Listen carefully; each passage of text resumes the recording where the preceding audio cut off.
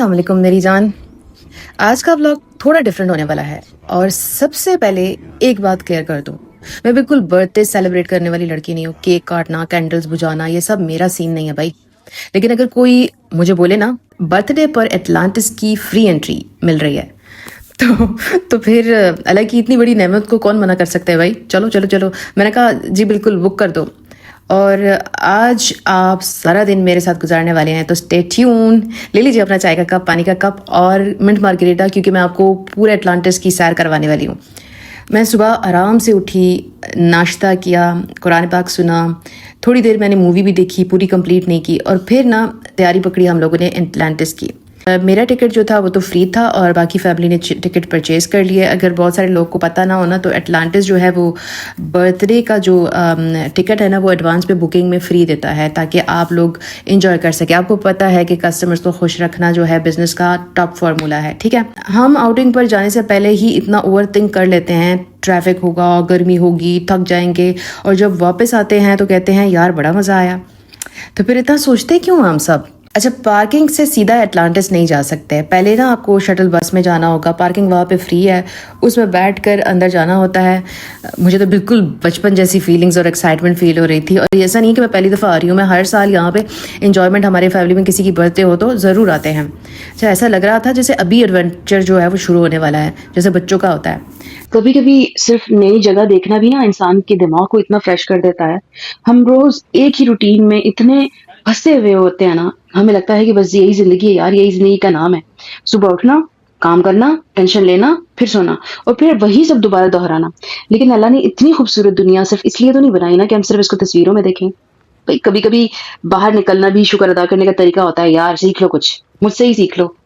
मैं एक बात ना ऑब्जर्व कर रही थी, हर उम्र के लोग वहां मौजूद थे। बच्चे, बुजुर्ग, फैमिलीज, दोस्त। अच्छा, मुझे तो यही लग रहा है कि खुशी तो सिर्फ एज से नहीं है यार। कभी कहते हैं कि हम बड़े, एज हमारी निकल गई, हम बड़े हो गए। कभी हम कहते हैं कि बच्चे अब बड़े हो गए, और कभी हम कहते हैं कि जो पैसे जमा होंगे तब जाएंगे। और इसी फेर में ना जिंदगी पूरी गुजर जाती है। कभी सोचा आपने? अपनी जिंदगी को सिर्फ जिम्मेदारियों की लिस्ट मत बनाइए प्लीज। खुद को इतना भी मत भूलिए कि एक दिन आईने में खुद को देख ही ना सके और पहचान ही ना सके। ये कौन है? आप सिर्फ किसी की बेटी नहीं है, आप किसी की बहन नहीं है, आप किसी की बीवी नहीं है यार, किसी की माँ नहीं है। आप खुद एक इंसान है, और आपकी रूह का भी आप पर हक है। समझे कि नहीं समझे? टिकट जो है वो स्कैन हुई, फिर हमें जो है रेस्ट बैंड्स मिले। ये छोटा सा जो बैंड है ना वो पूरे दिन का हीरो है, सुपर हीरो है। बल्कि लॉकर भी इसी से खुलते हैं, एंट्री भी इसी से होती है, और आप इसमें कुछ अमाउंट डालें तो परचेज़ भी इसी से कर सकते हैं। टेक्नोलॉजी ना कभी कभी वाकई में कमाल होती है और ज़िंदगी को आसान बना देती है। मेरी जान, मैंने अपने शैला के साथ ही पूरा दिन एंजॉय किया, डिफरेंट डिफरेंट स्टाइल बनाए अपने। बहुत सारी मेरी जो सिस्टर्स हैं ना वो ये कहती है कि हिजाब में आउटिंग कोई इंजॉय नहीं कर सकता। किसने कह दिया भाई? खुशी कपड़ों से नहीं मिलती है, खुशी दिल से होती है। इंसान अगर अंदर से खुश हो ना तो वो हर जगह हर कपड़ों में इंजॉय कर लेता है। मैंने अपने साथ इतने ज़्यादा स्कार्फ और कैप्स लेके गई थी, समर बीच कैप्स लेके गई थी, उनको बार बार चेंज करती रही और इंजॉय करती रही। एक और ज़रूरी टिप जो मैं आपको देना ज़रूर समझूंगी, फ्लोर इतना गर्म था या अल्लाह, मैं अल्लाह की पनाह चाहती हूँ कि दोज़ख की आग क्या कितनी होगी यार। लेकिन वहाँ स्पेशल सॉक्स मिलते हैं, दोज़ख में नहीं मिलेंगे। मैंने अपना मीडियम साइज़ लिया और वाकई बहुत काम आए, वरना पहले ही 5 मिनट में ना डांस शुरू हो जाता हाई गरम गरम वाला अच्छा, अगर आप हाउसवाइफ है ना तो एक दिन अपनी फेवरेट कॉफ़ी या चाय बनाकर बैल्कनी में बैठ जाएं। बैल्कनी नहीं है तो ग्रास में बैठ जाएं, ग्रास नहीं है तो विंडो के पास बैठ जाएं, विंडो नहीं है तो अपने ड्राइंग रूम में ही बैठ जाएं। अगर जॉब करती हैं तो एक दिन ऑफिस के बाद ना सनसेट देख लीजिए। अगर स्टूडेंट है ना तो फ़ोन साइड पर, प्लीज़ फ़ोन साइड पर रख कर आधा घंटा खुद के साथ गुजारिए। बिलीव कीजिए, ट्रस्ट मी, ये भी एक थेरेपी है, और ये बहुत अच्छी और फ्री थेरेपी है, और ये वाकई में रिलायबल थेरेपी है। एक बात याद रखें, कभी कभी ना खुद के लिए जीना बहुत ज़रूरी होता है। फिर भूख लगी थी हमें, थोड़े से नाचोस लिए, पिज़्ज़ा, कर्ली फ्राइज़, सब ऑर्डर कर दिया सारी फैमिली ने मिलके। अब मैं एक सच्ची वाली टिप आप लोग के साथ शेयर करूं। प्रेजेंटेशन बिल्कुल आपको अच्छी लगती होगी, लेकिन टेस्ट उतना ही ख़राब। कभी कभी ज़िंदगी भी ऐसी ही होती है मेरी जान। दूर से सब परफेक्ट लगता है, करीब जाओ ना तो पता चलता है हर चीज़ में थोड़ी सी कमी होती है। और ये बिल्कुल नॉर्मल है। अच्छा, कोई बात नहीं, हर चीज़ पूरी नहीं मिल सकती, मुकम्मल नहीं मिल सकती। एक और बात जो मैं आप लोग को बताना चाहूँगी कि वीडियो में सिर्फ एक साइड पे एक सॉफ्ट ड्रिंक नज़र आ रही है। मैं सिर्फ इतना कहना चाहती हूँ कि मैं बायकॉट की अहमियत में हूँ और जेनोसाइड को बिल्कुल सपोर्ट नहीं करती। मैं जेनोसाइड के बिल्कुल ख़िलाफ़ हूँ यार। वो मेरी चॉइस नहीं थी। अब आप किसी के ऊपर ज़बरदस्ती नहीं कर सकते, बट मैं अपनी क्लैरिफिकेशन देना ज़रूरी समझती हूँ।